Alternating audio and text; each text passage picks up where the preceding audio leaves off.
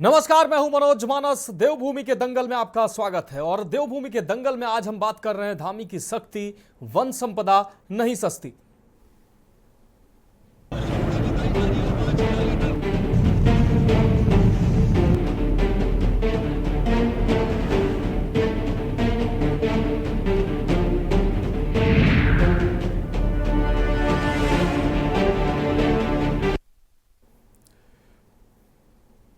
तो वन संपदा नहीं सस्ती।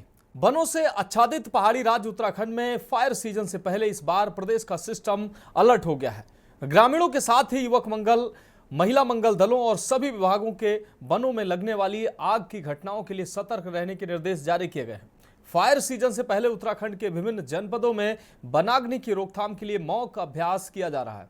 राष्ट्रीय आपदा प्रबंधन प्राधिकरण एवं उत्तराखंड राज्य आपदा प्रबंधन प्राधिकरण ने मॉक ड्रिल के तहत प्रदेश के अलग अलग जिलों में विभिन्न स्थानों पर वन अग्नि नियंत्रण के लिए इंसिडेंट रिस्पांस सिस्टम यानी कि IRS की तैयारियों को परखा जा रहा है। उत्तराखंड में 15 फरवरी से फायर सीजन की हर साल शुरुआत हो जाती है। एक दिन पहले मुख्यमंत्री पुष्कर सिंह धामी ने भी उत्तराखंड आपदा प्रबंधन प्राधिकरण IT पार्क देहरादून में वन अग्नि नियंत्रण के लिए समुदाय केंद्रित मॉक ड्रिल में आपको बता दें भाग लिया। एक और सरकार फायर सीजन के लिए इतनी तैयारियां कर रही है, वहीं इस कार्य में प्रमुख रूप से लगे रहने वाले वन विभाग के फॉरेस्ट गार्ड ही कार बहिष्कार पर चले गए हैं। पहले सांकेतिक हड़ताल पर गए कर्मचारियों ने अब कार बहिष्कार शुरू कर दिया है, जो कहीं ना कहीं विभाग और सरकार की टेंशन बढ़ा रहा है। आज चर्चा इसी पर करेंगे। पहले ये रिपोर्ट देख लेते हैं।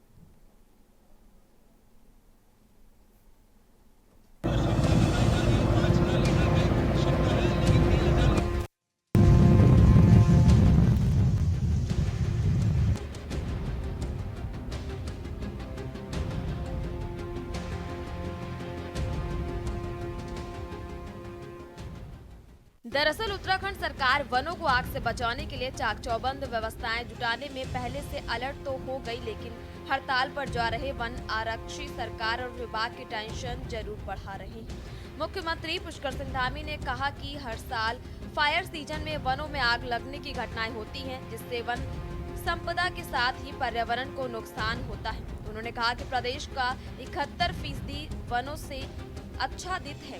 ऐसे में वनों में आग लगने की घटनाएं कम से कम हो और आग लगने के बाद उन पर कैसे नियंत्रण किया जाए, इसके लिए मॉक अभ्यास किया गया है। मॉक ड्रिल का आयोजन प्रदेश के सभी जिलों में किया गया है। वनाग्नि रोकथाम के लिए भारत सरकार का गृह मंत्रालय, PM कार्यालय, NDMA, SDRF, सेना के साथ ही स्थानीय युवा, छात्र, जनप्रतिनिधि आदि को जागरूक किया जा रहा है। जो पिछले अनुभव रहे हैं उनसे सीख लेकर इस बार फायर सीजन में वनों में लगने वाली आग को कम से कम किया जाएगा।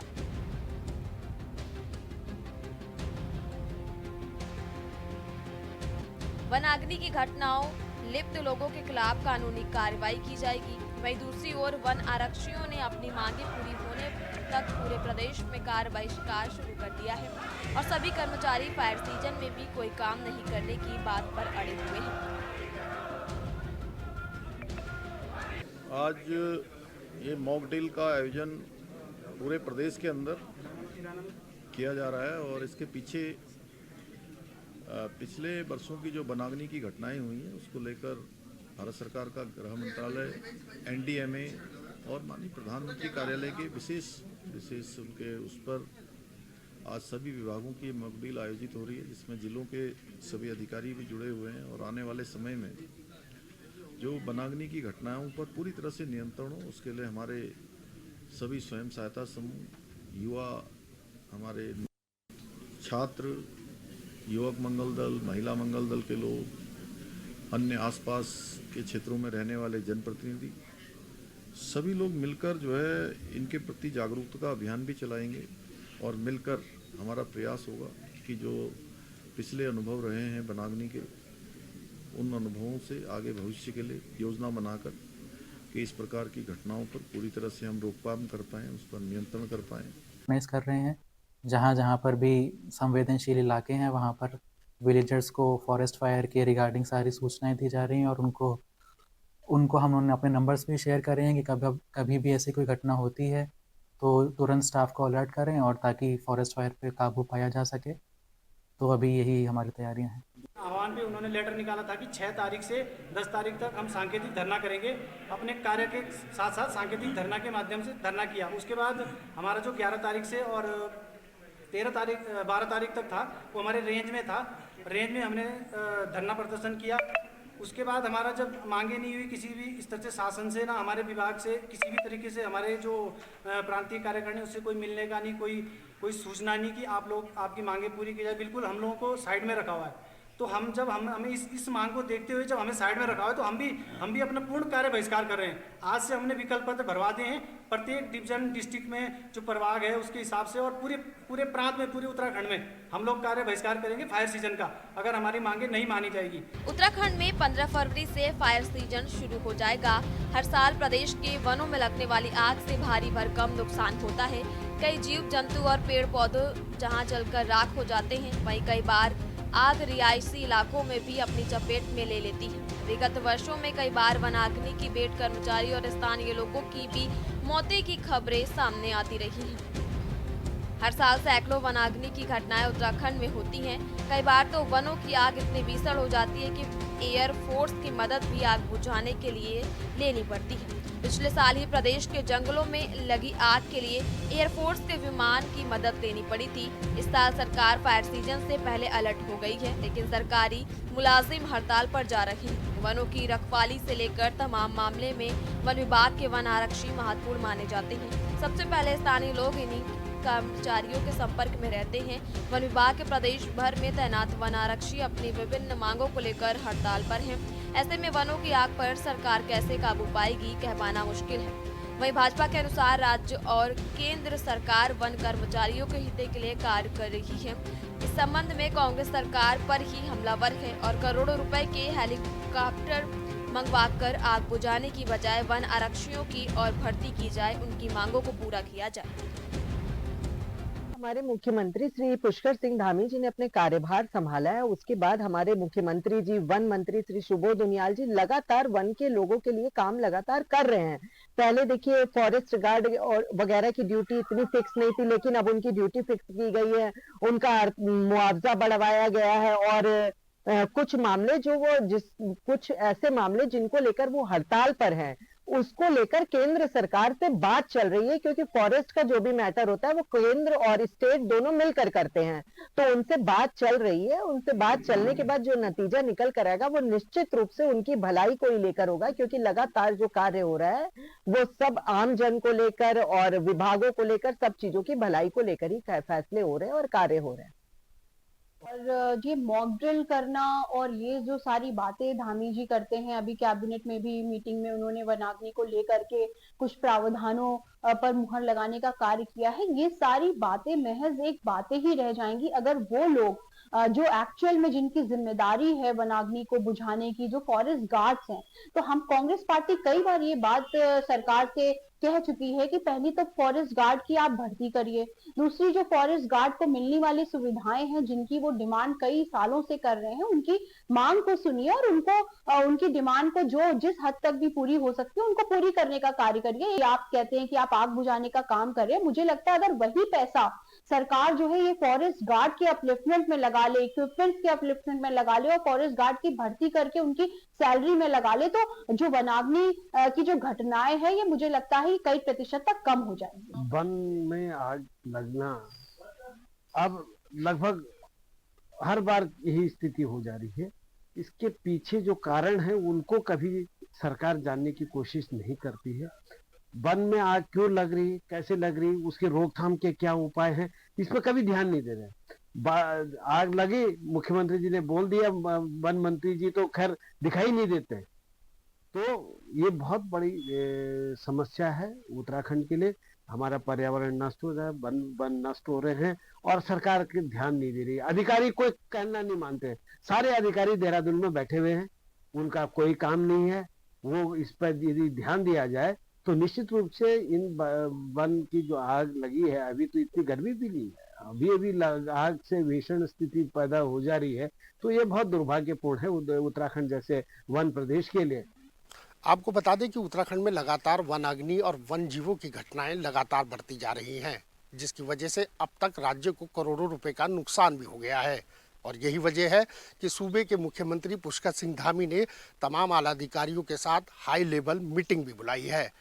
कड़े निर्देश के बाद अधिकारियों को ये सूचित किया गया है कि जनप्रतिनिधियों के साथ वो कोऑर्डिनेशन बनाए रखें ताकि आने वाली गर्मियों में वन जीव और वन अग्नि की घटनाओं को कम किया जा सके। कहीं न कहीं वनों की आग पर्वतीय प्रदेश उत्तराखंड के लिए चिंता का विषय है। वनों में जब जब आग लगती है तो यहाँ की वन संपदा के साथ ही सैकड़ों जीव जंतु भी इसकी चपेट में आ जाते हैं, जो पर्यावरण के साथ सरकार के लिए अपूर्णीय क्षति है। वनों में लगने वाली आग के लिए आम लोगों को भी सरकार की ओर से जागरूक किया जा रहा है। विभिन्न विभागों के अधिकारियों के साथ ही केंद्र सरकार भी वनों की आग को कम करने के लिए पहले ही अलर्ट मोड पर है। देखना होगा कि आग बुझाने की पुरानी नीति और संसाधनों के अभाव में सरकार की तैयारी किस फायर सीजन में वनों को बचाएगी और आग लगने वाली घटनाओं को कम कर पाएगी। Uttarakhand desk report.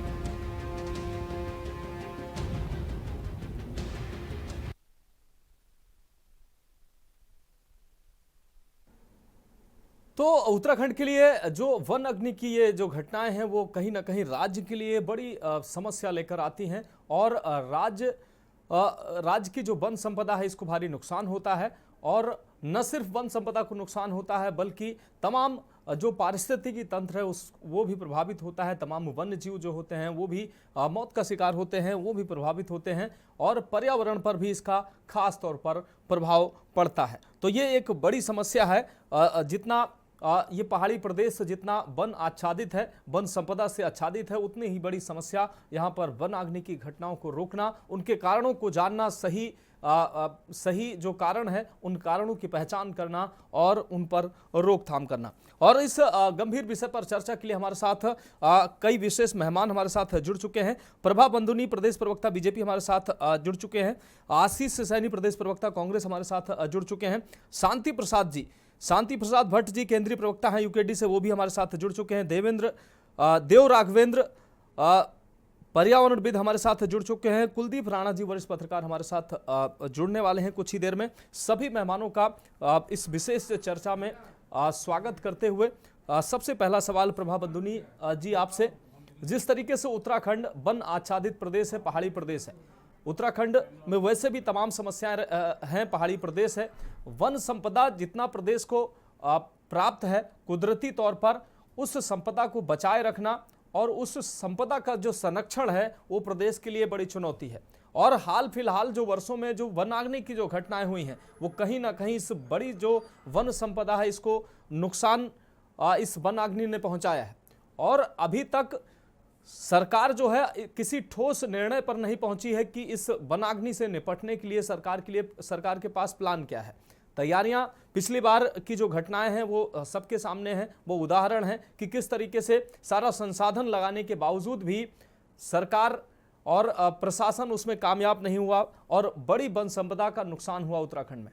प्रभा बंदुनी जी, अब इस बार क्या तैयारियां सरकार कर रही है जिससे इस वन संपदा को बचाया जा सके? जिस तरीके से तमाम तैयारियां राष्ट्रीय आपदा प्रबंधन, प्रदेश आपदा प्रबंधन की तरफ से की जा रही है, मॉक ड्रिल की जा रही है, लेकिन सही कारणों की जहां तक बात की जा रही है कि आग लगने की सही कारण क्या है, उनको क्या सरकार अब तक जान पाई है? देखिए, सबसे पहले तो मैं ये कहना चाहूंगी कि जो आज हम देख रहे हैं कि जिस विषय पर आज हम वनाग्नि की चर्चा कर रहे हैं और जिस प्रकार हमारे माननीय मुख्यमंत्री जी इस दिशा की ओर आगे बढ़ रहे हैं और जो आज मॉक ड्रिल का जायजा उन्होंने देहरादून में लिया है, तो यह उनकी दूरदर्शिता का ये परिचय है, जिस पर आज हम ये देख रहे हैं कि पूर्व में जो घटनाएं घटित हुई हैं या जितनी भी वनाग्नि से हमारे को क्षति होती है उसको हम कहेंगे नियंत्रण करने के लिए ये कार्य किया जा रहा है। और अगर हम उसको पूर्णतः नियंत्रित नहीं कर सकते तो कम से कम उन आपदाओं को कम किया जा सके। देखिए, मैं इसमें एक चीज यह बोलना जरूर चाहूंगी, जो हमारा उत्तराखंड प्रदेश है वो 75% हमारा हम कहेंगे कि जंगल है उसमें, तो आपदा क्षेत्र तो हमारा उत्तराखंड क्षेत्र है। अब वो आपदाएं देखिए किसी भी प्रकार की हो सकती है, वनाग्नि भी है, हमें पता है गर्मियां आएंगी तो ये समस्या हमारे सामने है, निश्चित तौर पर आपदाएं आ सकती है। और आपदाएं कोई समय नहीं होता है उनका। बरसात होती है तो यहाँ पे बाढ़ की स्थिति बनी हुई रहती है। इसी तरह अगर ज्यादा सर्दियां होती है तो हम कहेंगे बर्फबारी से यहाँ पे समस्याएं हमेशा रहती हैं। लेकिन अगर ये जो हम जागरूकता का अभियान हमारी सरकार ने ये उठाए है तो ये तो बहुत ही स्वागत योग्य कदम है और इसके लिए मैं धामी सरकार को बहुत बहुत बधाई भी देना चाहूंगी। और मैं एक चीज और इसमें आपको बताना चाहूंगी कि देश के इतिहास में पहली बार ऐसा हो रहा है कि मॉक ड्रिल हमारे जो प्रदेश में हुई है। क्योंकि अभी आप देखेंगे कि जो ये डिजास्टर मैनेजमेंट बिल लोकसभा में भी आया गया था, उसमें भी इस बारे में विस्तृत चर्चा हुई थी। और हमारे राज्य के जो वहां पे केंद्रीय हम कहेंगे कि सांसद हमारे हैं राज्य से, अगर हम माननीय अनिल बलूनी जी की बात करें या त्रिवेंद्र रावत जी की बात करें, तो उन्होंने खुलकर अपने विचार वहां पर संसद में रखे थे इस विषय पर कि जो हमारा उत्तराखंड है वो आपदा ग्रसित प्रदेश है। तो ये जो डिजास्टर मैनेजमेंट बिल आया था अभी जस्ट दिसंबर में, तो उसमें उन्होंने खुलकर बताया था कि जिस प्रकार से वनाग्नि होती है, यहाँ पे चीड़ के पेड़ बहुत ज्यादा है, तो जिसकी वजह से जो वहां का जंगल या हम कहेंगे वहां की जो वातावरण जंगलों का ऐसा है, पेड़ पौधे हो गए कि बहुत जल्दी से वहां पर आग लग जाती है। तो निश्चित तौर पर आपदा किसी भी समय घट सकती है, लेकिन अगर हम आपदा को हमारे हाथ में क्या है, हम उस आपदा प्रभा जी, जिस तरीके से ये तो स्वागत योग्य कदम है कि सरकार फायर सीजन से पहले एक्टिव हो गई है, जो सरकार के सभी विभाग हैं वो एक्टिव हो गए हैं और फायर सीजन से पहले ही मॉक ड्रिल शुरू हो गई हैं, तैयारियां शुरू हो गई हैं। पिछली बार की जो घटनाएं हैं उससे आपने जरूर सबक लिया है और उससे पहले तैयारियां शुरू कर दी हैं, लेकिन इन तैयारियों के बीच जो फॉरेस्ट गार्ड हैं वो हड़ताल पर जा रहे हैं, तो इन तैयारियों को साफ तौर पर झटका लगेगा। आखिर ये फॉरेस्ट गार्ड क्यों हड़ताल पर जा रहे हैं?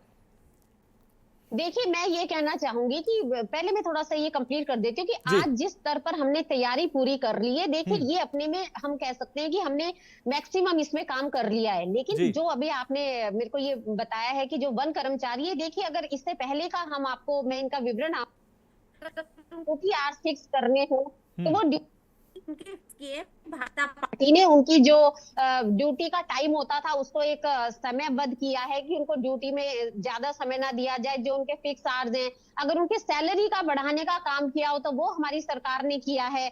और अगर मैं ये कहूँ कि उनको किसी भी प्रकार का स्थायी उनको करना, वो भी भारतीय जनता पार्टी की सरकार ने किया है। और जो हमारा वन विभाग है वो लगातार उनके संपर्क में है, उनसे बातचीत भी कर रहे हैं और बहुत जल्दी से जल्दी जो उनकी बाकी मांगे हैं उनको भी पूरा कर लिया जाएगा। दूसरा, इसमें एक बात मैं और कहना चाहूंगी कि जो ये वन विभाग का मुद्दा है, ये इसमें केंद्र सरकार और राज्य सरकार दोनों मिलकर इसमें काम करती है। तो आने वाले समय में हम ये देखेंगे कि बहुत जल्दी वैसे हम जितना उसमें प्रभावी तरीके से उनको सुविधा, क्योंकि निश्चित तौर पर वहां के जो कर्मचारी हैं उनकी मांगों को पूरा करना हमारी प्राथमिकता है। और जहां पर भी सरकार को ये लगता है कि हाँ ये जायज है, हमने किया भी है, ऐसा नहीं है पूर्व में उनकी मांगों को पूरा नहीं किया है, वो भी किया है। लेकिन जब उनसे बातचीत अभी जारी है और जो भी उनकी मांगे होंगी वो सरकार के समक्ष विभाग के सामने रख रहे हैं, उनसे बातचीत चल रही है। और जैसे ही उनको लगेगा कि हाँ ये बातचीत पूरी हो गई, तो मुझे लगता है इसका परिणाम बहुत जल्दी सामने आएगा और हमारी तैयारियां भी पूरी रहेंगी, हमारे पास स्टाफ भी पूरा होगा। तो आने वाले समय में हम ये देखेंगे कि जो वनाग्नि है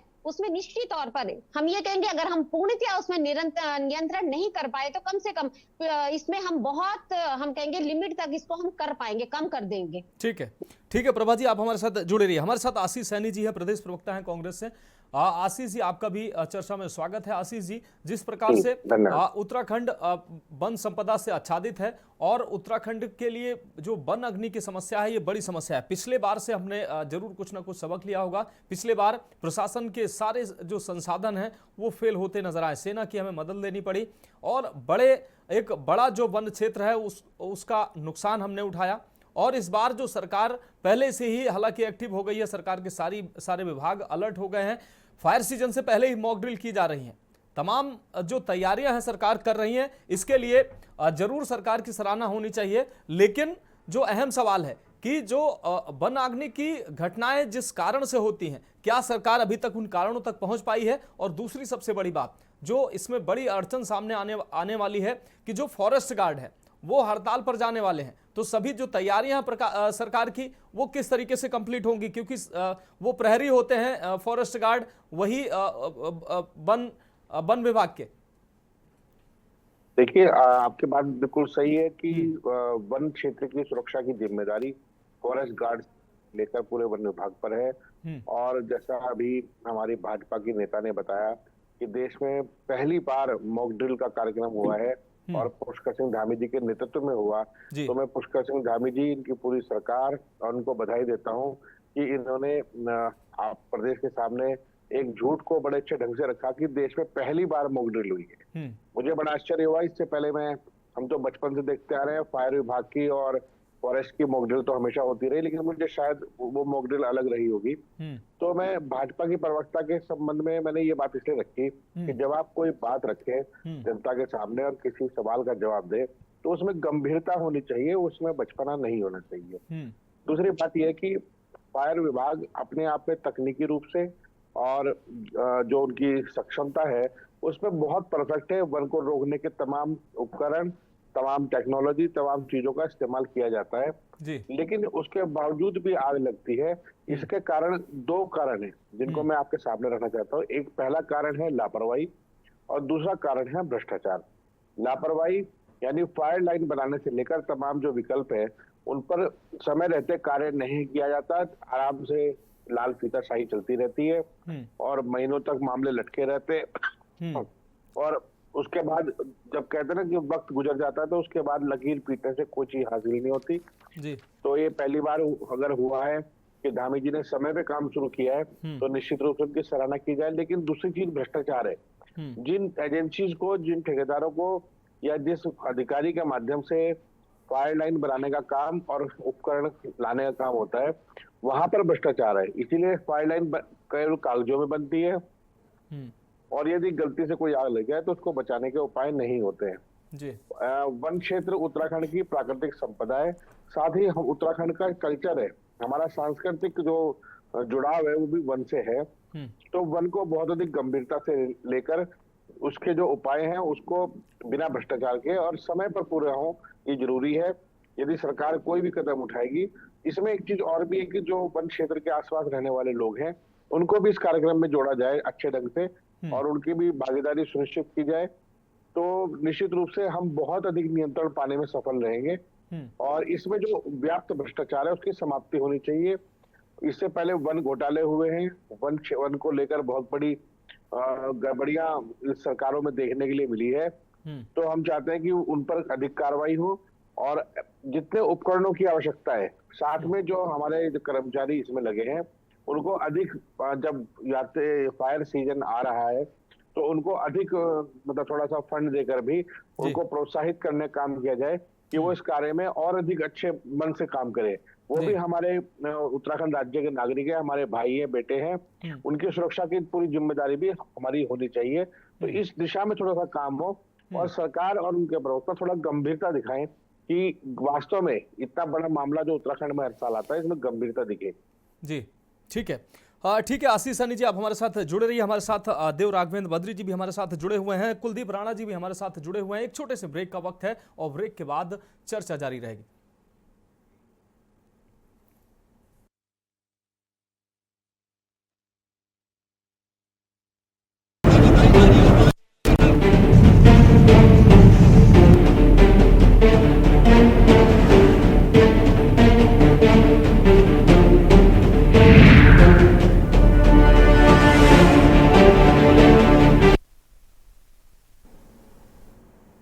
तो ब्रेक के बाद देवभूमि के दंगल में एक बार फिर से आपका स्वागत है और हम बात कर रहे हैं वन संपदा नहीं सस्ती। तो उत्तराखंड में वन आग्नि की घटनाओं के रोकथाम के लिए सरकार अलर्ट पर है। फायर सीजन से पहले सरकार अपनी पूरी तैयारियां कर रही है। राष्ट्रीय आपदा प्रबंधन प्राधिकरण और उत्तराखंड राज्य आपदा प्रबंधन प्राधिकरण ने मॉक ड्रिल शुरू कर दी है। सभी जिलों में मॉक ड्रिल की जा रही है, सभी तैयारियां परखी जा रही हैं ताकि जो फायर सीजन से पहले सभी तैयारियों को जांचा परखा जा सके और उत्तराखंड की जो बड़ी समस्या है वन संपदा को संरक्षित करना, उसको सुरक्षित करना, वनाग्नि की जैसी घटनाओं पर रोकथाम कैसे लगे उसके लिए तैयारियां की जा रही हैं। और सीधे चर्चा पे आते हैं। हमारे साथ शांति प्रसाद भट्ट जी केंद्रीय प्रवक्ता हैं यूकेडी के, उनके पास चलते हैं। शांति प्रसाद जी, सरकार ने फायर सीजन से पहले ही सभी तैयारियों को जांचने परखने के लिए तैयारियां शुरू कर दी हैं और राष्ट्रीय आपदा प्रबंधन प्राधिकरण और उत्तराखंड राज्य आपदा प्रबंधन प्राधिकरण पूरी तैयारियां अपनी कर रहा है। सभी जिलों में मॉक ड्रिल की जा रही हैं, तैयारियां परखी जा रही हैं। क्या लगता है पिछले बार जो घटनाएं हुई हैं उससे सरकार ने सबक लिया है और इस बार समय रहते सभी तैयारियों को जांचा परखा जा रहा है, लेकिन वास्तविक कारणों तक सरकार क्या अभी तक पहुंच पाई है कि आखिर वन अग्नि के लगने के आखिर सही कारण क्या है? दूसरी तरफ एक और समस्या जो इन तैयारियों को चुनौती देती नजर आ रही है कि फॉरेस्ट गार्ड जो हैं वो हड़ताल पर जा रहे हैं। उनकी तमाम मांगे हैं, उनकी मांगों को भी सरकार को मानना पड़ेगा, नहीं तो वो भी हड़ताल पर जा रहे हैं। क्या कहेंगे आप? देखिए, सबसे पहले तो इस कदम की सराहना की जा सकती है जी कि समय रहते सरकार ने तमाम जनपदों में मॉक ड्रिल शुरू कर दी है जी। इससे इससे बड़ी खुशी की बात यह है कि राष्ट्र ने इसका संज्ञान लिया है कि उत्तराखंड के अंदर सबसे ज्यादा वन संपदाएं हैं, 75% से ज्यादा। सबसे बड़ा विभाग अगर कोई है तो वो वन विभाग है। बिल्कुल। ऐसी स्थिति में हर वर्ष अरबों रुपए का नुकसान वनों में आग लगने से होता है। यदि सरकार ने इसके लिए पहले से काम किया है तो ये खुशी की बात है। उम्मीद करते हैं कि आने वाले समय में इस मॉक ड्रिल से उत्तराखंड के वनों की रक्षा होगी और सरकार को जो आर्थिक नुकसान होता है वो नहीं होगा। मैं आपको बताना चाहता हूं कि इससे पहले जब कभी अंग्रेजों की सरकार हुआ करती थी तो अंग्रेजों ने गांव के लोगों को वनों से जोड़ के रखा। उस समय पर वो एक तम्पलेट बांटते देते थे गांव में, जिसमें पानी भरा जाता था, गुड़ चना बांटते थे। गांव में पहले ही हर तरह की सुविधाएं अंग्रेजों के द्वारा ग्रामीणों को दे दी जाती थी और उनका कुछ हिस्सा जो है वनों में सुरक्षित रखा जाता था। कहने का मतलब है जंगलों को गांव से जोड़कर अंग्रेजों ने वन अग्नि पर बहुत बड़ा रोक लगा के रखी, क्योंकि जब किसान को पता लगता था कि गांव जंगल के इर्द गिर्द कोई ज्यादा पत्ती चारा इकट्ठा हो गया तो वो साफ कर देते थे, जिससे वनों में आग नहीं लगा करती थी। 1981 के बाद जब वन अधिनियम आया तो ग्रामीणों को जंगल से दूर कर दिया गया। जो ग्रामीण जंगल में मिला उसको पेट्रोल के द्वारा वन विभाग के अधिकारियों के द्वारा मुकदमे लगा के इस कदर डराया गया कि ग्रामीण का जंगलों से मोह भंग हुआ। यही कारण है कि जंगल में सूखे पत्ते जरूरत से ज्यादा हो जाते हैं और अत्यधिक गर्मी के कारण आग पकड़ लेते हैं। उसके बाद वो भीषण परिस्थितियां जंगलों की हो जाती है। अगर सरकार वाकई ग्रामीणों का सहयोग लेकर जंगल को आग से बचाने का काम कर रही है तो यह स्वागत योग्य कदम है। देर से आए मगर सही कदम, इसकी जितनी सराहना की जाए कम है। हाँ, दूसरा पहलू यह है कि जिस वन की रक्षा के लिए वन विभाग के कर्मचारी हैं, यदि वो अपनी समस्याओं को लेकर हड़ताल पर जा रहे हैं और वो भी ऐसे समय पर कि जब अब गर्मी पड़ने वाली है, ये चिंता का विषय है। सरकार को बैठकर मीटिंग करके उनके समाधान करना चाहिए ताकि आने वाले समय में वनों की आग से जंगलों को बचाया जा सके। कहने का मतलब है कि उत्तराखंड के अंदर यदि वन सुरक्षित होंगे तो वन विभाग की आर्थिकी मजबूत होगी, राज्य की आर्थिकी मजबूत होगी। और जंगल अगर जलते रहेंगे तो आने वाले समय में जंगली जानवरों से लेकर यहाँ की आर्थिकी को बहुत नुकसान हो रहा है। ये ना हो। अगर सरकार ने पहले इस तरीके के कदम उठाए हैं तो विपक्ष के नेता होने के नाते हमारी नैतिक जिम्मेदारी बनती है कि हम सरकार के इस कदम की सराहना करें, साथ में सहयोग भी करें। मगर जंगल से जब जब किसानों को दूर किया गया है तब तक जंगल की हानि ज्यादा हुई है। मेरी सरकार से मांग है कि सरकार को ग्रामीणों की समिति बनाकर जंगल की रक्षा के लिए उनको प्रोत्साहित करना चाहिए। जैसे पानी की सुविधाएं उनको दे दें, उनको इस तरह का लाभ दें जिस तरीके से पहले दिया जाता था, ताकि किसी कारणवश वो लोग अपने जंगल की सुरक्षा कर सके। और उनके ऊपर जो इस तरह से झूठे मुकदमे लगते हैं जंगल में, वो नहीं लगने चाहिए, क्योंकि ग्रामीण को जंगल से बहुत प्यार होता है, वहीं से उसको चारा पत्ती मिलती है। अगर ये समन्वय बनाएंगे तो निश्चित रूप से वन विभागों की आग में बहुत ज्यादा कमी आएगी। ठीक है, फिलहाल सरकार ने जो कदम उठाया इसका स्वागत किया जा सकता है। ठीक है, निश्चित रूप से इस कदम का स्वागत होना चाहिए, क्योंकि सरकार ने समय से पहले जो इस व्यवस्था को दुरुस्त करने के लिए, जो अपनी तैयारियों को दुरुस्त करने के लिए, जांचने परखने के लिए पहले से तैयारियां शुरू कर दी। हमारे साथ देव राघवेंद्र बद्री जी पर्यावरणविद हमारे साथ जुड़े हुए हैं। देव राघवेंद्र जी, चर्चा में आपका भी स्वागत है। देव राघवेंद्र जी, उत्तराखंड के लिए वन संपदा जितनी आवश्यक है उतना ही इसको संरक्षित करना भी आवश्यक है। ये कुदरत की तरफ से देन है पहाड़ी प्रदेश को कि पूरा प्रदेश जो है वन आच्छादित है और ये संपदा है, धरोहर है प्रदेश की, और इसको सुरक्षित रखना हम सब की जिम्मेदारी है और सरकार की जिम्मेदारी है, वहां के निवासियों की जिम्मेदारी है। और सरकार ने पिछली घटनाओं से, पिछली साल जो वन अग्नि की घटनाएं हुई, निश्चित रूप से सरकार ने उससे सबक लिया है और इस बार पूरा जो सरकारी सिस्टम है पूरा अलर्ट नजर आ रहा है, समय रहते अलर्ट नजर आ रहा है, समय से पहले अलर्ट नजर आ रहा है। सभी तैयारियों को जांचा परखा जा रहा है ताकि कि वन अग्नि की अगर कोई घटना होती है तो उन पर समय रहते उन पर कंट्रोल किया जा सके। सभी जिलों में मॉक ड्रिल की जा रही है, राष्ट्रीय आपदा प्रबंधन, प्रदेश आपदा प्रबंधन, सभी जगह मॉक ड्रिल की जा रही है। इस कदम को कैसे देखते हैं आप? और सबसे पहले तो मैं के न्यूज चैनल को धन्यवाद दूंगा जी कि आज लोग ही कम बचे हैं जो पर्यावरण और प्रकृति की चिंता करते हो जी, ये जानने के बावजूद भी कि हमारा जीवन प्रकृति और पर्यावरण के बिना अधूरा है। निश्चित रूप तो से आपके चैनल को धन्यवाद है और डेस्क पर बैठे जितने भी विशेषज्ञ हैं उनका मेरा नमस्कार जी।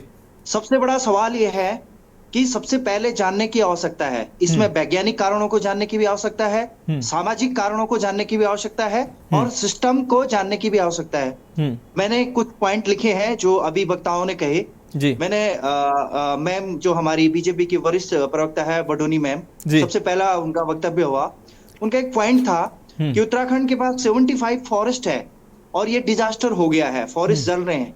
लेकिन मेरा मानना ये है कि ये आपदा नहीं है, आपदा वो होती है जो प्रकृति द्वारा अपने आप होती है, नेचुरल क्लाइमेटिक जिसको बोलते हैं हम लोग। लेकिन इस आपदा को तो सिस्टम द्वारा बनाया गया है, ये तो सिस्टम में कमी होने के कारण आपदा बन गई है। तो इससे बड़ी शर्म की बात हमारे लिए क्या हो सकती है कि हम अपने जंगलों को जला रहे हैं। और जंगल खाली एक आर्थिकी का सोर्स नहीं है, ये हम देश के बड़े मंचों पे भी बात बोल रहे हैं कि जंगल खाली पैसे कमाने का धंधा नहीं है, जंगल जीवन है, जंगल से जीवन आता है, जंगल से समाज बनता है और जंगल से संस्कृति है।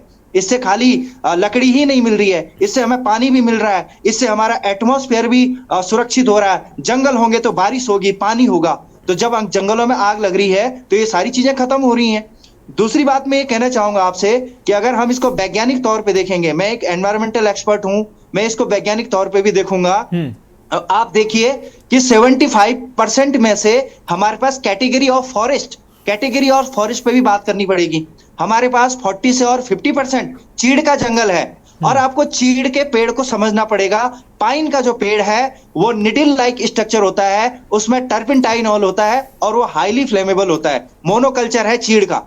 और हमारी जो टोपोग्राफी है, हम स्लोप पे रहते हैं, ऐसे ढलवा चट्टानों पे हम रहते हैं और इन्हीं ढलवा चट्टानों पे जंगल हैं, चीड़ के जंगल हैं। दूसरी तरफ आप देखेंगे जो ब्रॉड लीफ फॉरेस्ट हैं, जिनकी पत्तियां चौड़ी हैं, बांज, बुरांस, काफल, अयार, शीशम, इन जंगलों में आग नहीं लगती है। आग लगती है तो सिर्फ और सिर्फ पाइन फॉरेस्ट में आग लगती है। अब उसके भी कई कारण हैं। उसके सबसे बड़े कारण, मुझे बहुत अच्छा पॉइंट लगा यहाँ पे सर ने बोला, जो क्रांति दल के हैं शांति प्रसाद जी, कि 1981 में जब हमारा फॉरेस्ट मैनेजमेंट था, ज्वाइंट फॉरेस्ट मैनेजमेंट उसको बोलते थे, ब्रिटिशर्स के साथ, वो क्या होता था कि लोगों को उन्होंने वन से जोड़ रखा था। लेकिन अब क्या हो गया, वन को जन से जोड़ने का काम क्या सिस्टम ने किया, क्या सरकार ने किया? क्या फॉरेस्ट मैनेजमेंट, जो फॉरेस्ट डिपार्टमेंट है, वो वन को जन से जोड़ने का काम कर रहा है? और जब जन वन से जुड़ा ही नहीं तो भाई वो क्यों बुझाएगा आग को? सबसे पहला सवाल ये है। दूसरा सवाल ये है कि अभी मॉक ड्रिल हुई, ये बहुत अच्छी बात है, और 15 फरवरी से वैसे ही जो है फायर सीजन शुरू हो जाता है।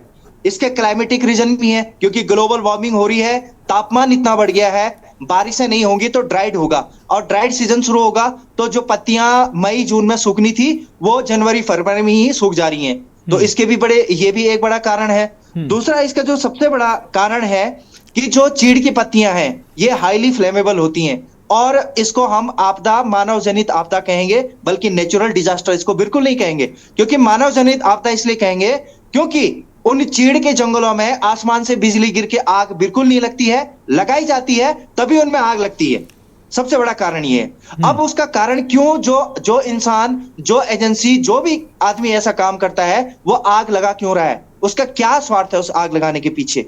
तीसरी बात यहाँ पे बात आई कि जो वन आरक्षी है, मैं पिछले 15 साल से अपने हरियाली देवी के जो जंगल है रुद्रप्रयाग डिस्ट्रिक्ट में आग बुझा रहा हूं। रात भर हम आग बुझाने के लिए जाते हैं। हम सिस्टम को देख रहे हैं कि सिस्टम में क्या क्या चीजें हो रही हैं, किस तरीके से वो छोटा कर्मचारी वहां पे आग बुझाता है। आप देखिए वन विभाग के जो आला अधिकारी हैं वो अपनी ऑफिस में बैठ के टीवी पर आग को देख रहे होते हैं, लेकिन ऑन ग्राउंड आग को उनका छोटा कर्मचारी बुझा रहा होता है। और 5 हेक्टेयर 10 हेक्टेयर की आग बुझाने के लिए आपने 2 कर्मचारी छोड़े हुए हैं, आपने 4 कर्मचारी छोड़े हुए हैं। क्या उनका जीवन नहीं है? क्या उस भीषण आग में वो 4 कर्मचारी आग बुझा सकते हैं? और उनके पास इक्विपमेंट के नाम पे क्या होता है, एक पानी की बोतल होती है, एक पिरूल को सोरने वाला एक कंगा होता है, उसके अलावा उनके पास क्या होता है। और हमारे पास स्लोप है, आग जब नीचे से जाती है तो पूरे स्लोप में एकदम से विद इन द सेकंड घूम जाती है, तो कैसे वो आदमी आग बुझा सकता है बताइए। उनके पास क्या इतना संसाधन है। और कई घटनाएं हमारे सामने हैं कि कई वनकर्मी उस आग की चपेट में आके मर गए हैं। तो उनकी जो मांगे हैं वो वाजिब है, उस पर सोचने का विषय है कि भाई ये आग है, ये आग का कोई मजाक का खेल नहीं है, ये जीवन का खेल है। और आग लगने से खाली इकोनॉमी खत्म नहीं हो रही है, हमारी बायोडायवर्सिटी खत्म हो रही है। आप सोचिए, जहां आज पूरा विश्व, हमारे देश के यशस्वी प्रधानमंत्री जी ने पूरे विश्व से वादा किया है कि हम 17 सस्टेनेबल गोल को अचीव करेंगे, अपनी देश की बायोडायवर्सिटी को बढ़ाएंगे। यहाँ तो उत्तराखंड में आग लगा के बायोडायवर्सिटी को खत्म किया जा रहा है। हमारे पशु पक्षी जल रहे हैं, उस जंगल में कितने पशु पक्षी होते होंगे। और क्या जो हम लोग हैं, जीवन जो हम मानव जीवन है, हमारा ही रोल है क्या इस जीवन में। हमसे ज्यादा जो काम इस इकोसिस्टम को कंट्रोल करने के लिए, बैलेंस करने के लिए काम कर रहे हैं, वो इसमें पाई जाने वाले पशु पक्षी, जीव जंतु, इंसेक्ट, कीट पतंगे कर रहे हैं, ये तो खत्म हो जाते हैं।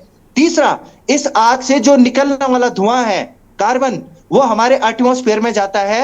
और जिस 3 महीने जो आग लगती है, उस टाइम पे जो टेम्परेचर बढ़ता है, पिछले साल की रिपोर्ट है 1.0 जो टेम्परेचर बढ़ा उत्तराखंड का, वो उत्तराखंड में लगने वाली आग ने बढ़ाया है। ठीक है। और जो इससे निकलने वाला जो कार्बन है, उसने यहाँ के लोगों को डैमेज किया और डैमेज हो रहे हैं निश्चित तौर पर। कहीं ना कहीं गांव के लोगों को सोचने, इसमें जो लोग गांव में है, आग शहर में नहीं लग रही है, आग लग रही गांव में। और जो गांव के वासिंदे हैं, उनको जंगलों से जोड़ना पड़ेगा। एक ऐसी नीति बनानी पड़ेगी, वन अग्नि नीति बनानी पड़ेगी, जिसमें जो आम जीवन है, आम लोग हैं, उनको इसमें जोड़ना पड़ेगा, ताकि वो वन विभाग का वहां पे सपोर्ट कर सकें। निश्चित रूप से देव राघवेंद्र जी, आपने जो बातें कही, काफी महत्वपूर्ण बातें कही और ज्ञानवर्धक भी हैं। हमारे साथ कुलदीप राणा जी, वरिष्ठ पत्रकार, जुड़े हुए हैं। आदरणीय कुलदीप राणा जी, आपके पास आते हैं। कुलदीप राणा जी, उत्तराखंड को आप बखूबी समझते हैं। उत्तराखंड जो 75% जैसा कि प्रभा बंदूनी जी ने बताया कि वन संपदा है, तो ये प्रदेश के लिए आपदा नहीं बल्कि ये संपदा है। और हर प्रदेशवासी को इसके लिए गर्व करना चाहिए कि प्रदेश को ये कुदरती संपदा मिली हुई है, और इस संपदा की रक्षा करना, इसको संजोए रखना हम सभी प्रदेशवासियों का कर्तव्य है, देशवासियों का कर्तव्य है। प्रदेश सरकार ने पिछली घटनाओं से कुलदीप जी सबक लेते हुए इस बार जो है तैयारियां समय रहते पहले शुरू कर दिया है। जिस प्रकार पहले बड़े वन क्षेत्र में अग्नि की घटनाएं हुई, वनाग्नि की घटनाएं हुई, पूरा सिस्टम उसमें लगा रहा, सेना की भी मदद लेनी पड़ी, और फिर भी कहीं ना कहीं प्रशासन फेल होता नजर आया। तो इस बार वो उन कमियों पर काम सरकार कर रही है कि जो कमियां पिछली बार रह गई थी, इस बार समय रहते मॉक ड्रिल की जा रही है, तैयारियां परखी जा रही हैं कि इस बार अगर ऐसी कोई आपदा, इस बार अगर ऐसी कोई घटना सामने आ जाती है तो उसको कैसे कंट्रोल किया जाएगा। तो ये सरकार का ये सराहनीय पहल है, इसको आप कैसे देखते हैं। दूसरी चीज अभी देव राघवेंद्र जी ने कही है कि वन को जन से जोड़ने की जरूरत है, और वन अग्नि की जो घटनाएं होती हैं उसमें उन्होंने कहीं ना कहीं साफ तौर पर कहा कि अराजक तत्वों का भी, शरारती तत्वों का भी हाथ होता है। इस पर भी सरकार को ध्यान देना चाहिए, प्रशासन को ध्यान देना चाहिए। क्या कहेंगे आप?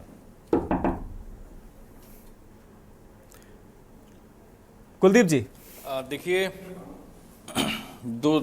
जी मेरी आवाज आ रही है? जी जी, हेलो सर, आपकी आवाज आ रही है? मेरी आवाज आ रही है? हाँ, देखिए, उत्तराखंड जैसे पर्वतीय राज्य में जहाँ का लगभग 60% से अधिक का क्षेत्र वनाच्छादित क्षेत्र है जी, और ये वन उत्तराखंड बनने के बाद नहीं लगाए गए हैं। ये 9 नवंबर 2000 के बाद ऐसा नहीं है कि ये वन तैयार हुआ है। ये वन क्षेत्र जो है उत्तराखंड बनने से पहले से ही ये वन क्षेत्र उत्तराखंड में रहा है। ठीक, मैं उत्तराखंड का मूल निवासी हूँ और पर्वतीय क्षेत्र से मैं रहा हूँ। हमने बचपन से कुछ चीजें देखी हैं। मैं पत्रकार के रूप में विश्लेषण से इधर जाकर के ये बात कह रहा हूँ कि हम गांव से निकल करके आए हैं, और गांव में एक परंपरा होती थी अपने वनों को लेकर के कि पहाड़ी क्षेत्रों में पेड़ों को पूजा जाता है, वहां वनों की रक्षा की जाती है, वहां वनों की देवियां हैं, वहां वन देवियां होती हैं। ठीक है, पेड़ों की पूजा की जाती है, देवदार के वृक्ष की पूजा की जाती है, बांज के पेड़ की, जिसको हम ओक ट्रीज कहते हैं, क्योंकि उनकी जड़ों में पानी होता है, और वो उस पर्टिकुलर क्षेत्र के पेयजल की व्यवस्थाओं को पूर्ण करता है जी। तो इस तरह से पहाड़ों में इन चीज़ों की पूजा की जाती है, जल स्रोतों की, प्राकृतिक जल स्रोतों की पूजा की जाती है। तो पहाड़ में वनाग्नि को लेकर के जो घटनाएं अब बढ़ने लगी हैं, खासकर राज्य बनने के बाद उत्तराखंड में जब ये चीज़ें होने लगी हैं, तो ये कहीं ना कहीं उत्तराखंड के वन विभाग की कार्यशैली को, कार्य पद्धति को, इनकी दूरदर्शिता को और इनकी अकर्मण्यता को जी ये दर्शाता है। निसंदेह आज मुख्यमंत्री ने एक बड़ा अच्छा इनिशिएटिव लिया। अगर कोई अच्छा काम होता है तो उसकी प्रशंसा होनी चाहिए निश्चित। और मुख्यमंत्री ने अगर फरवरी माह में ही वनाग्नि की घटनाओं को लेकर के अगर उन्होंने आज इस तरह की तैयारियों का जायजा लिया है तो ये स्वागत योग्य कदम है। लेकिन सवाल तब खड़े उठते हैं कि जब इन तैयारियों के बावजूद भी धरातल पर स्थितियां उस प्रकार की नहीं होती हैं जिस प्रकार की दिखाई जाती हैं। और मुझे तो कभी कभी ये भी संदेह होता है कि विभाग जो है अपने प्रदेश के मुखिया के सामने किस तरह की चीज़ों को प्रस्तुत कर रहा है। मनोज, पिछले वर्ष की जो वन अग्नि की घटनाएं हुई हैं उसमें अल्मोड़ा जिले में वन विभाग की जीप के भीतर 4 आदमी जल करके झुलस करके मर गए। वन विभाग ने उन लोगों के लिए क्या व्यवस्था की है आज तक स्पष्ट नहीं हो पाया जी। उन घायल झुलसे हुए लोगों को अस्पताल पहुंचाने में कितनी लापरवाही बरती गई, ये वन विभाग के अधिकारियों को, वन विभाग के लोगों ने बताया है ये चीजें कि वहां के अधिकारियों ने किस प्रकार की लापरवाही बरती है जी। उत्तराखंड में जैसा संदीप प्रसाद भट्ट जी ने कहा और जो अभी पर्यावरण विशेषज्ञ बैठे हैं उन्होंने कहा, मैं भी इस बात को स्वीकार करता हूं। ब्रिटिश टाइम पे जो फॉरेस्ट एक्ट बने थे, फॉरेस्ट अधिनियम बने थे, उसमें जो उस क्षेत्र के लोगों को जल जंगल जमीन के जो अधिकार दिए गए थे, जो वन पंचायतें गठित हुई थी, उनको आप उनके हकूक जो अब छीन लिए गए हैं उनसे, वो हकूक आप उनको दे दीजिए, वन आपके सुरक्षित हो जाएंगे जी। किसी भी ग्रामीण क्षेत्र में जहां जंगल से लगता हुआ जो भी ग्रामीण क्षेत्र है उस क्षेत्रों में आग की घटनाएं नहीं हुई हैं। लेकिन जो शहरी प्रदेश है जहां फॉरेस्ट विभाग की आमद ज़्यादा है, उन क्षेत्रों में ही पिछली बार भी हमने के चैनल पे ये बहस की थी, इस पे चर्चा की थी कि जिन क्षेत्रों में फॉरेस्ट विभाग की आमद ज़्यादा है उन्हीं क्षेत्रों में आग की घटनाएं भी ज़्यादा निकल करके आ रही हैं। ग्रामीण क्षेत्रों में नहीं है जहां थोड़ा बहुत वन पंचायतें एक्टिव रही हैं। बिल्कुल, ये एक बड़ा सवाल है उत्तराखंड के लिए, उत्तराखंड के पर्यावरण के, और न सिर्फ उत्तराखंड के पर्यावरण के लिए। हवा तो ऐसा तो है नहीं कि भाई वो उत्तराखंड के बॉर्डर से बाहर नहीं जाती होगी। बिल्कुल बिल्कुल, हवा है किसी भी क्षेत्र के लिए तो कहीं भी जा सकती है। धुआं, अगर जंगलों से धुआं निकलता है तो वो तो किसी सीमा में तो नहीं रहता है, उससे जो तापमान की वृद्धि होगी वो ऐसा तो है नहीं कि सिर्फ उत्तराखंड के तापमान को वृद्धि देगा, ये हिमालयी क्षेत्र को नहीं देगा। ठीक, लेकिन यहाँ जो सारी जिम्मेदारियां हैं, और आज एक बात अभी मैं सुन रहा था कि एसडीआरएफ और एनडीआरएफ को लेकर के बैठक हुई है। अब बताइए, ये एक बड़े आश्चर्य की बात है। यहाँ पर एक बड़ा सवाल खड़ा होता है कि एसडीआरएफ और एनडीआरएफ ये वनाग्नि की घटनाओं को लेकर के होने वाली आपदाओं के लिए ट्रेंड नहीं किए गए हैं, ये प्राकृतिक आपदाओं के लिए ट्रेंड किए गए हैं। बिल्कुल, दोनों का स्वरूप अलग है। फॉरेस्ट फायर के लिए जो ट्रेंड लोग होते हैं वो पुलिस के लोग भी नहीं होते हैं, क्योंकि पुलिस के जो वेपन्स हैं, जो तकनीक है, वो जंगलों के बीच में नहीं पहुंच सकती है। आप फायर सर्विस की गाड़ी को घने जंगल के बीच में कहां लेके जाएंगे? बिल्कुल, कैसे लेकर के जाएंगे? आप उतने बड़े पाइप को, पानी के पाइप को कहां ढोएंगे आप? ठीक, इसके लिए एक अलग व्यवस्था होती है। प्रकृति के बीच में ही, प्राकृतिक चीजों से ही उस फॉरेस्ट को कैसे हम बचा सकते हैं जी। ठीक है, ठीक। जो पर्यावरण विशेषज्ञ लोग हैं वो उन्होंने कई बार इन चीज़ों को लेकर के राय दी है कि जंगल के बीच में किस तरह से छोटे छोटे वाटर पॉन्ड्स तैयार किए जाएं, फायर लाइन तैयार की जाए। हम बचपन में जब अपने गांव के जंगलों में जाते थे तो देखते थे गांव के लोग ना ट्रंच खोदते थे पानी के लिए। ठीक, फायर लाइन बनाते थे, घास को, सूखी घास को अलग अलग कर देते थे ताकि एक छोटी छोटी क्यारियों में चीज़ें बढ़ जाएं, अगर आग भी लगे तो उसी सीमा में वो खत्म हो जाए। ठीक, लेकिन आज जो प्राकृतिक और पौराणिक जो तकनीक है उन चीजों से इतर, क्योंकि उन तकनीकों में आप पैसा नहीं आता है ना, उन तकनीकों से आप भ्रष्टाचार नहीं कर सकते। भ्रष्टाचार करने के लिए आपको नई तकनीक को इंट्रोड्यूस करना पड़ेगा, फिर उसका टेंडर होगा, बजट होगा, तभी तो भाई बड़े बड़े महल बनेंगे। उत्तराखंड में यही होता आया है और ये दिख रहा है, स्पष्ट रूप से दिख रहा है वनों को लेकर के, क्योंकि एक बड़ा समय हमने भी अपने पर्वतीय क्षेत्रों में रह करके देखा है, और अब पत्रकारिता में रहते हुए भी हम काम कर रहे हैं, जब देख रहे हैं तो जो वनाग्नि की घटनाएं जिस प्रकार की हो रही हैं, आश्चर्य इस बात का होता है कि भाई इतनी जंगल वही है, राज्यवासी भी वही हैं, इतनी आग की घटनाएं बढ़ कैसे रही। ठीक है कुलदीप सर हमारे साथ प्रभा बंधुनी जी जुड़ी हुए हैं। प्रभा बंधुनी जी ने एक छोटी सी टिप्पणी आपसे, जिस तरीके से देव राघवेंद्र जी ने तमाम बातें कही कि पर्यावरण को और वन को जन से जोड़ने की जरूरत है, तो क्या सरकार इस पर भी काम करेगी ताकि लोग भी जागरूक हों और ऐसी जो घटनाएं हैं, क्योंकि पहले ऐसी घटनाएं नहीं होती थी, अब ऐसी घटनाएं होने लगी हैं, लोग इसको अपनी संपदा समझें और खुद उसमें वो आगे आए ताकि ऐसी घटनाएं रुक सकें। जी मैं पहले तो ये राघवेंद्र जी ने और अभी तो सुझाव नाम था जिसमें घायल हुआ था टाइगर का, ये गणेश प्रभा है। जी प्रभा जी, तौर पर हमें ऑक्सीजन वहां से मिलती है, जीवन वहां से हमें मिलता है, तो ये जो सारी चीजें हैं तो रखा जाएगा। और सुझाव इसीलिए आज ये डिबेट भी है कि जहां जहां सुधार, आज मॉक ड्रिल भी जो हुई है मनोज जी में,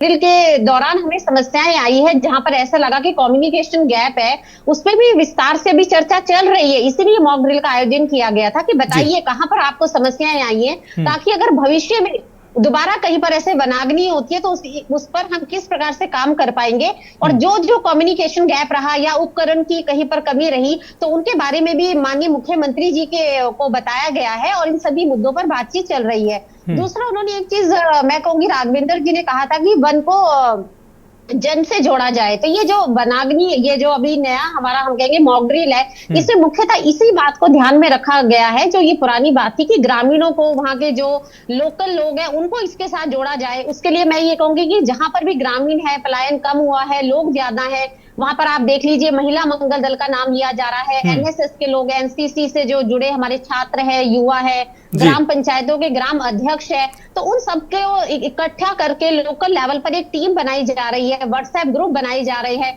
ताकि ये हम सबको पता है कि अगर हमारा समाज और जहां पर घटना घटित होती है वो लोग अगर इसमें इन्वॉल्व होंगे तो निश्चित तौर पर जो भी घटना होती है, चाहे वो वनाग्नि हो, तो उस पर जल्दी से हम नियंत्रण भी पा सकते हैं। और अगर ये अच्छे तरीके से हम इस पर काम करेंगे तो उसको आने वाले समय में हम इस पे काबू भी कर लेंगे। जहां तक रही उपकरण की बात, तो मुझे लगता है कि आज एक न्यू टेक्नोलॉजीज हमारे पास है, जिसमें समय से पहले भी हमें पता लग जाता है कि किस प्रकार का क्षेत्र ये बनता जा रहा है, या वहां पे ड्रोन से हम ये पता लगा ले, इंटेलिजेंस हमारे पास है, आर्टिफिशियल इंटेलिजेंस है, मैं कहूंगी बहुत सारी चीजें अब आ गई हैं कि जहां पे निश्चित रूप से तमाम तकनीकें आज विकसित हैं जो जिसका इस्तेमाल करके इन घटनाओं पर रोक लगाई जा सकती है। आगे समय इजाजत नहीं देता है। आप हमारे सभी मेहमानों का चर्चा में जुड़ने के लिए बहुत शुक्रिया। प्रभा बंधुनी जी आपका भी बहुत शुक्रिया। आशीष सैनी जी, शांति प्रसाद भट्ट जी आपका भी बहुत शुक्रिया। देव राघवेंद्र बद्री जी आपका भी बहुत शुक्रिया, और आदरणीय कुलदीप राणा जी आपका भी बहुत शुक्रिया। तो देवभूमि के दंगल में फिलहाल आज इस महत्वपूर्ण विषय पर हम चर्चा कर रहे थे कि आखिर वनाग्नि की घटनाओं को कैसे रोका जाए। यहां एक ब्रेक का वक्त है और ब्रेक के बाद हम 38वें जो राष्ट्रीय खेलों के समापन के अवसर पर मुख्यमंत्री धामी क्या कुछ कह रहे हैं वो सुनाएंगे। एक ब्रेक के लिए रुकते हैं।